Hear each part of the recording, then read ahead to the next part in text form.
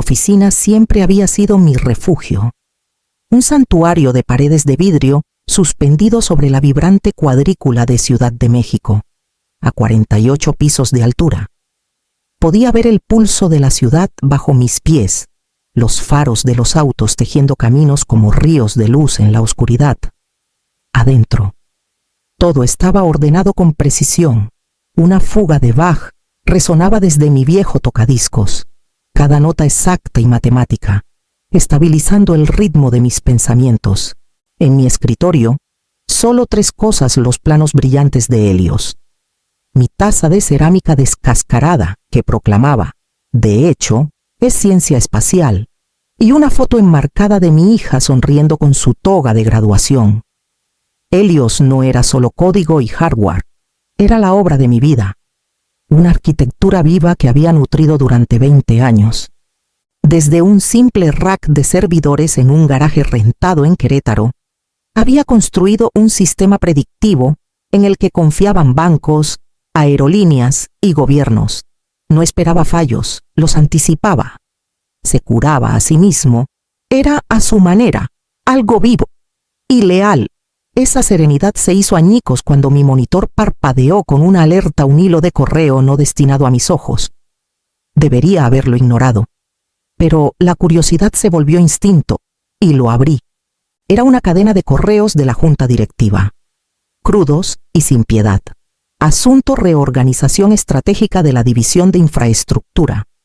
Las palabras se desdibujaron mientras leía, pero una frase cortó como navaja: Valdés asumirá el rol de VP de infraestructura. Su primera orden: recortar gastos. Objetivo de reducción: el equipo de Olazábal, marcado como redundante. Mi taza tembló ligeramente al dejarla sobre el escritorio. Redundante. Mi gente, Javier, que había ahorrado millones a Aurora en eficiencia de enfriamiento. Sofía, que podía redirigir redes globales en sueños. Elena, que había equilibrado toda la red eléctrica del Caribe durante un apagón. Diego, Clara, Nicolás Pilares, todos ellos, y yo. Ivana Olazábal, la arquitecta que construyó el sistema que mantenía viva a Aurora. Y el hombre al que le confiaban esto, Esteban Valdés, conocía el nombre, hijo de un miembro de la Junta, un desarrollador inmobiliario fracasado, con una sonrisa pulida para inversionistas pero vacía tras los dientes. Ni siquiera había puesto un pie en este edificio. Y mi sentencia de muerte ya estaba firmada. Miré más allá de mi reflejo en la pared de vidrio, hacia la ciudad que brillaba abajo. En algún lugar allá afuera, Valdés venía a tomar un puesto que no se había ganado, con órdenes de borrar los cimientos del imperio de Aurora. Volví la mirada a Helios, que brillaba en mi pantalla, sus patrones latiendo como un corazón.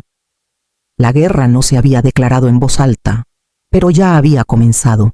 Esteban Valdés irrumpió con el aire de quien cree que el mundo es un escenario y él, el actor principal. 30 y tantos, alto, con trajes tan ajustados que parecían sellados al vacío. Su apretón de manos era una actuación, su sonrisa, un cartel reluciente de dientes perfectos. La Junta alababa su visión disruptiva. Pero los rumores eran más fuertes: proyectos de condominios fallidos, inversionistas en bancarrota y un padre que lo había rescatado más de una vez. Nuestra primera reunión fue en la sala de conferencias ejecutiva. Entró 10 minutos tarde, balanceando una taza de café absurdamente grande que gritaba: «Jefe buena onda». No se disculpó, ni siquiera miró al equipo que lo esperaba.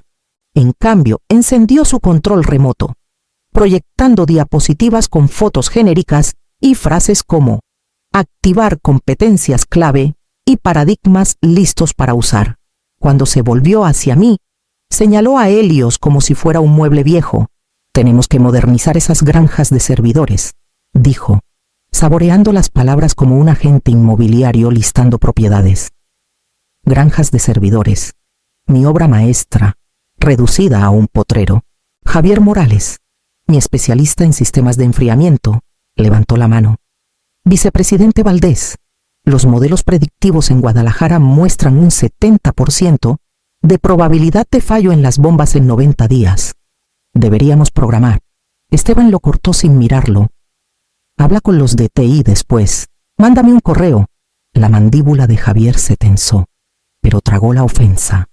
Miré alrededor de la mesa. Sofía Vargas, genio silenciosa de topología de redes, se quedó inmóvil, con el bolígrafo quieto. Elena Guzmán, que una vez redirigió la red eléctrica de La Habana en un apagón, ajustó sus gafas, ocultando su irritación. Diego Ramírez, experto en seguridad, se recostó con los brazos cruzados. Clara Espinosa, modelos predictivos.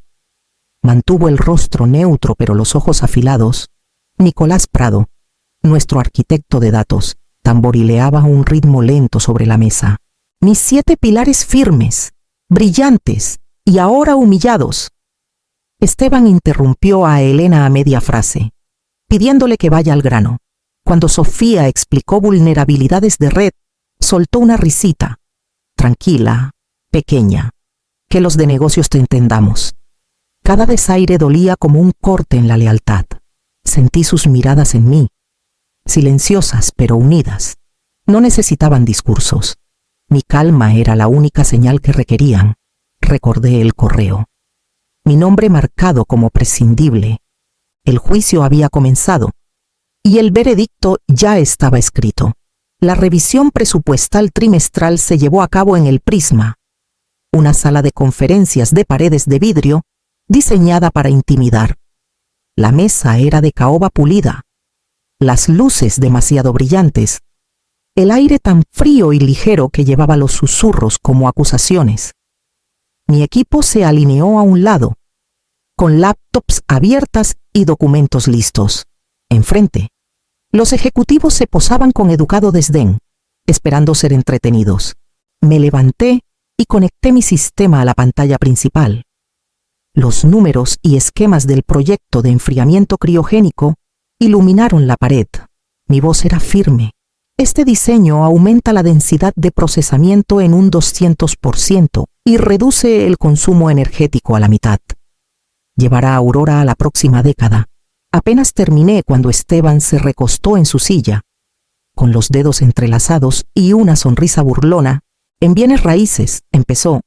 Cuando un edificio se calienta, no construyes un submarino. Compras un aire acondicionado más grande. ¿Para qué complicarse? Una ejecutiva de mercadotecnia soltó una risita nerviosa, pero el sonido murió rápido. Mis manos descansaron ligeras sobre la mesa. No alcé la voz. Con todo respeto, comparar un centro de datos con un edificio de departamentos es como comparar un auto de Fórmula 1 con un rascacielos. Una unidad genérica provocaría un fallo en cascada en 90 segundos. El resultado no sería solo contratos perdidos. Sería la destrucción física de activos por valor de 500 millones de pesos. El Prisma se sumió en el silencio. Nada de risitas ahora, ni papeles moviéndose. Los ejecutivos miraron los números, luego a mí. El rostro de Esteban se sonrojó desde el cuello, su arrogancia tornándose en algo más oscuro. Apretó la mandíbula, golpeó la palma contra la mesa, el sonido retumbando como un disparo. Estás acabada, siseó, con los ojos entrecerrados. Recoge tus cosas. 60 segundos, por un instante. Nadie se movió. Hasta el aire acondicionado pareció detenerse. Sentí el peso de 100 miradas, esperando que me quebrara, que suplicara, que peleara. En cambio, cerré mi laptop con calma deliberada. Mi silla rozó suavemente el mármol al levantarme.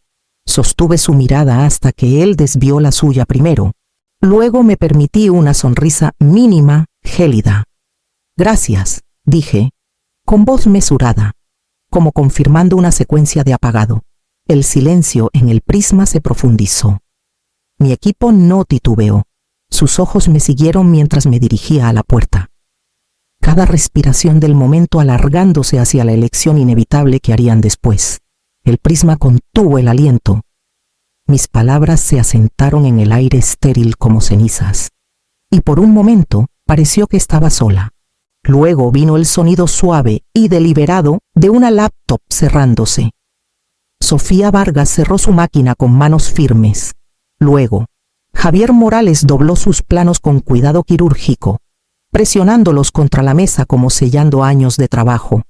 Uno por uno, Elena Guzmán, Diego Ramírez, Clara Espinosa y Nicolás Prado quitaron sus gafetes de seguridad. Cada rectángulo de plástico resonó suavemente contra la caoba pulida, alineándose en una línea que brillaba bajo las luces fluorescentes. Era una coreografía de desafío, sin palabras, sin dramatismos, solo 6 vidas alzándose en silenciosa unidad tras la mía. Un murmullo recorrió la sala. Alguien jadeó. Una pasante de mercadotecnia dejó caer su pluma. El pequeño ruido anormalmente fuerte en el silencio. Los ejecutivos se movieron incómodos, sus miradas saltando entre mí y Esteban. Él se recostó en su silla, con los labios curvados en esa sonrisa superficial. Pensó que el silencio significaba que había ganado, que la autoridad se medía solo por la silla que ocupaba. Pero cuando giré y caminé hacia la puerta, con mis tacones resonando contra el mármol, el sonido no era de derrota, era de procesión. Mi gente se levantó tras de mí, una columna de 7 cortando el aire de la cámara de vidrio. Pasamos por el atrio, el vasto espacio abierto lleno de empleados que se detuvieron a media frase, a media zancada, para mirar. Las conversaciones murieron, los teléfonos bajaron, los guardias de seguridad en las puertas principales se miraron, pero no se movieron. Vieron lo que todos esto no era un paseo de vergüenza, sino una marcha de coronación. Aferré las 2 cosas que importaban: la taza descascarada, sus letras oscuras contra la cerámica blanca, y la foto enmarcada de mi hija radiante en su graduación. Encajaban perfectamente en mis manos, más preciosas que cualquier título que Aurora pudiera quitarme. Las puertas de vidrio se abrieron, y el aire frío de Ciudad de México entró de golpe. Di un paso sin dudar, con mi equipo cerca, sus cabezas en alto, su lealtad intacta. Juntos, dejamos la torre de acero y vidrio de Aurora, llevando con nosotros el latido que ya no merecía. Esa noche, nos reunimos en una oficina sencilla en Coyoacán, del tipo que nadie miraría 2 veces desde la calle. El olor a pintura fresca flotaba en el aire, mezclado con el zumbido tenue de las luces fluorescentes. Cajas de cartón alineaban las paredes, y el suelo aún estaba polvoriento por las reformas. Pero al extender laptops sobre mesas plegables y colgar esquemas en pizarrones, se sentía menos como un exilio y más como un hogar. 2 años antes había abierto un fondo de contingencia discreto, desviando pequeñas cantidades de contratos secundarios y honorarios de consultoría. La obsesión de la Junta por las ganancias trimestrales siempre me hizo prever que un día sacrificarían la experiencia que mantenía viva a Aurora. Cuando compartí mis temores, mi equipo no dudó. Cada uno aportó, por poco que fuera, y juntos firmamos el arrendamiento de este espacio meses atrás. Había esperado como un bote salvavidas en aguas tranquilas, paciente, invisible, hasta que llegó la tormenta. Ahora desempacábamos con la precisión de quienes habían ensayado este momento. Javier extendió diagramas en la pared. Sofía armó su equipo de red, los cables desenrollándose como enredaderas. Elena revisó cálculos de carga eléctrica en una tableta rayada. Diego instaló protocolos de seguridad en el servidor principal. Clara mapeó modelos predictivos y Nicolás dibujó la nueva arquitectura. No se quejaron. No preguntaron qué seguía. Ya lo sabían. La cena llegó en una bolsa de papel arrugada, fideos baratos, aún humeantes en sus envases. Nos sentamos en cajas, en círculo, comiendo con tenedores de plástico, el brillo de nuestras pantallas bañando la sala en luz pálida. Por primera vez en el día, alguien sonrió. Sofía levantó su vaso de papel con agua, su voz suave pero firme, por los pilares. Alzamos nuestros vasos juntos. Mi pecho se apretó al ver los 6 personas que eligieron la lealtad sobre la seguridad. la dignidad sobre la comodidad. Un golpe en la puerta nos sobresaltó. Diego se movió primero. Cauto, pero era solo un mensajero. El sobre no tenía remitente, solo mi nombre. Adentro, un borrador de contrato, sin firmar pero inconfundible Banco Titán. Al final, una nota escrita a mano por Alejandra Méndez. Llámame si Aurora olvida quién los mantiene vivos. La sala quedó en silencio. En esa nota garabateada, todo cristalizó. Los clientes no confiaban en el nombre de Aurora, confiaban en el nuestro. Y las tormentas venían. 48 horas después de nuestra salida, apareció la primera grieta, una fluctuación menor en la red de datos de Tijuana. Una anomalía que normalmente sería solo una luz de advertencia en nuestros tableros. Con mi equipo en su lugar, se habría resuelto en segundos, sin nosotros. Fue una sentencia de muerte. Dentro de la instalación, los reemplazos se congelaron. Manuales abiertos cubrían sus escritorios, las páginas volteándose bajo dedos nerviosos. Helios, al detectar la inestabilidad, hizo lo que fue diseñado para hacer: protegerse. Inició un apagado controlado, sellando segmentos de hardware para evitar daños catastróficos. Para un ojo inexperto, parecía que los sistemas fallaban en oleadas. Para mí, observando a través de las transmisiones a las que aún teníamos acceso, parecía que Helios lloraba la ausencia de sus guardianes, uno tras otro. Los centros de datos se apagaron, las redes bancarias de la costa este se detuvieron a media transacción. Miles de millones de pesos atrapados en el limbo. Los vuelos se paralizaron cuando las aerolíneas perdieron acceso a los sistemas de programación, dejando pasajeros varados en aeropuertos desde Cancún hasta Buenos Aires. Una gigante del streaming se apagó durante su estreno estelar. Las pantallas oscureciéndose en salas de estar desde México hasta Bogotá. Los titulares llegaron rápido. Brutales e implacables: apagón de Aurora paraliza el comercio global. Las bolsas se tiñeron de rojo mientras los mercados absorbían el golpe. En la sede, Esteban Valdés se desmoronaba. Escuché de contactos internos que recorría el piso. Su voz rebotando en vidrio y acero. Sinergicen soluciones, piensen fuera de la caja, mantengan las luces encendidas.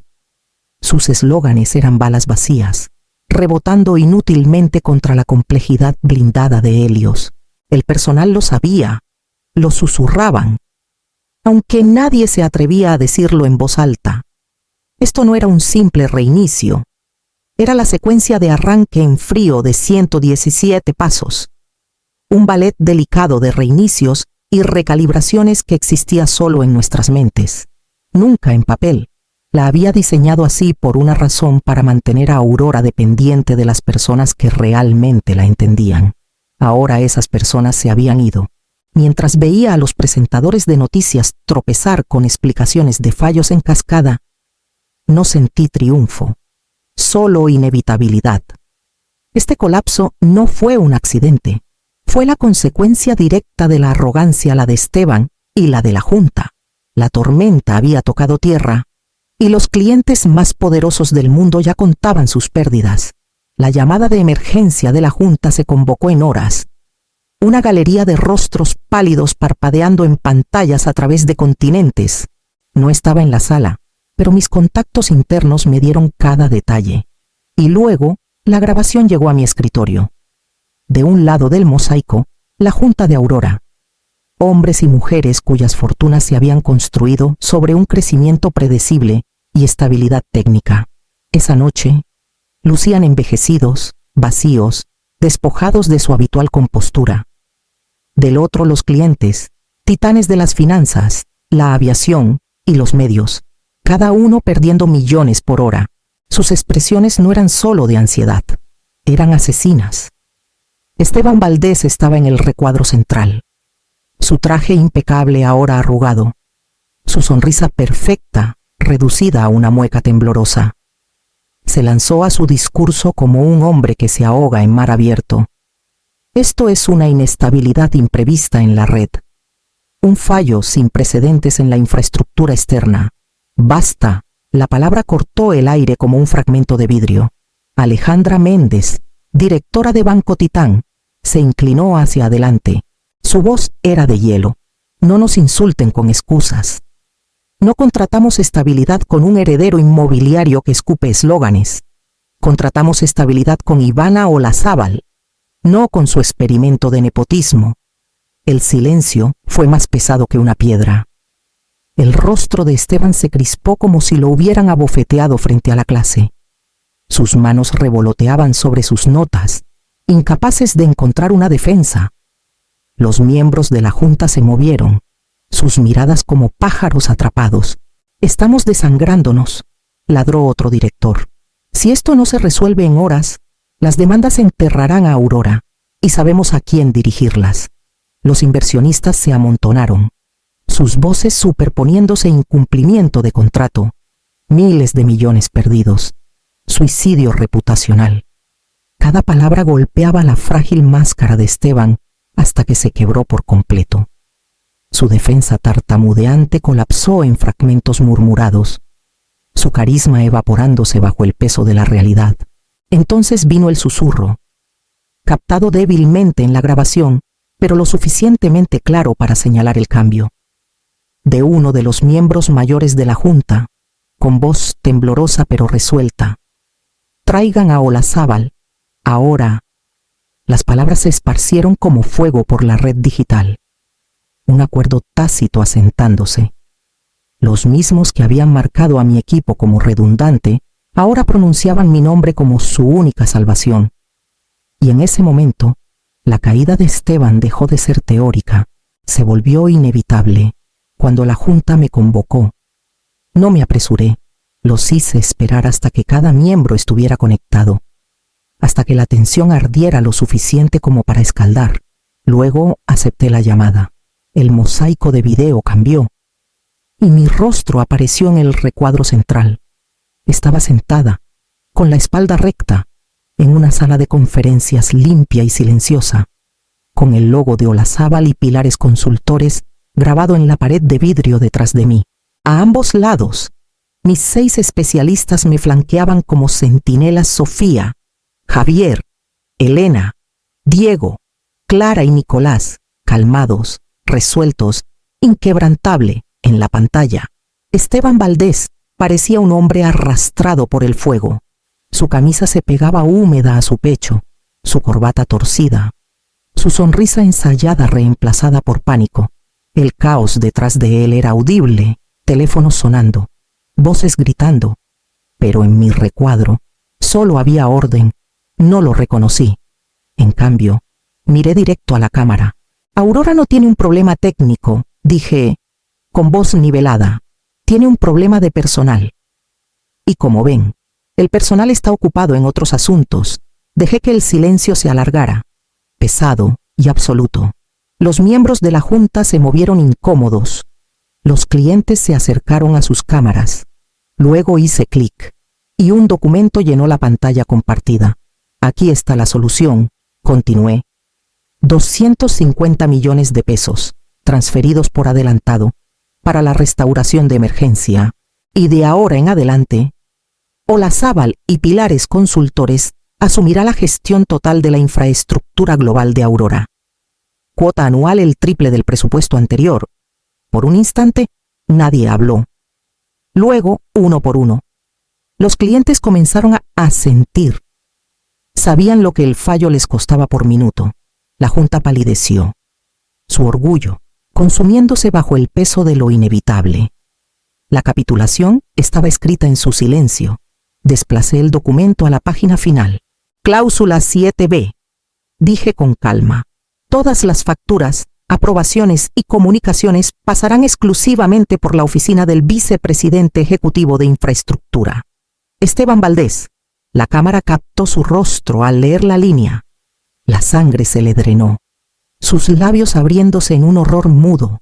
Comprendió que no lo habían despedido, sino encadenado forzado a firmar cada contrato, cada pago millonario, cada documento que llevara mi nombre. En ese momento, su poder se convirtió en mi correa. Su sonrisa nunca volvería. Y mientras él se sentaba en silencio atónito, con la pluma temblando en su mano, supe que la verdadera sentencia apenas comenzaba. Semanas después, los sistemas de Aurora volvieron a funcionar con estabilidad. Pero todos sabían dónde residía el verdadero poder. El latido de la empresa ya no provenía de su torre en Ciudad de México.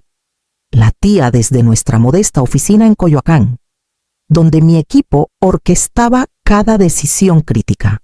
Nos habíamos convertido en el sistema nervioso, y Aurora era solo el cuerpo que controlábamos. Esteban visitaba más a menudo ahora, aunque cada aparición lo desgastaba. Cargaba carpetas gruesas con órdenes de compra. Su paso antes imperioso reducido a un arrastre, una tarde, dejó una carpeta especialmente pesada en mi escritorio. La portada decía: Propuesta de sistema de enfriamiento criogénico. El mismo proyecto que había ridiculizado en público. El experimento científico sobrevalorado del que se había burlado. No me miró. Su mano tembló al firmar la orden. El sonido de la pluma contra el papel frágil y final. Cada trazo era una admisión que se había equivocado. Que su arrogancia había quemado la ilusión de control de la empresa. Y que las personas que intentó desechar ahora dictaban cada uno de sus movimientos. La humillación ya no era privada. Era diaria, pública, un ritual del que no podía escapar. Pero el momento más exquisito llegó en la cumbre global de infraestructura tecnológica. Las cámaras transmitían en vivo a una audiencia internacional de inversionistas, ingenieros y periodistas. Alejandra Méndez, presidiendo el panel principal, sonrió al llamar a Esteban al escenario. Su rostro se descompuso cuando ella le pasó el micrófono. A la luz de la reciente crisis de Aurora, dijo ella con claridad: pedimos al señor Valdés que comparta quién salvó realmente la red. Se congeló. El silencio se alargó cruelmente antes de que finalmente pronunciara las palabras Olazábal y Pilares. Consultores es el único socio de infraestructura de Aurora, y la razón por la que esta empresa sigue en pie. El público estalló en aplausos, no por él, sino por nosotros, y cada cámara captó la vergüenza grabada en su rostro. Esa noche, de vuelta en Coyoacán, bajé la aguja sobre un disco de Celia Cruz. La salsa llenó el aire, vibrante y desafiante. En la pared sobre mi escritorio colgaba la orden de compra enmarcada, no como un documento corporativo, sino como un trofeo, un recordatorio de que la competencia aplastó el privilegio. No había reclamado un trono, había reescrito las reglas del reino, y el hombre que intentó destruirme ahora estaba obligado a pulirlo cada día.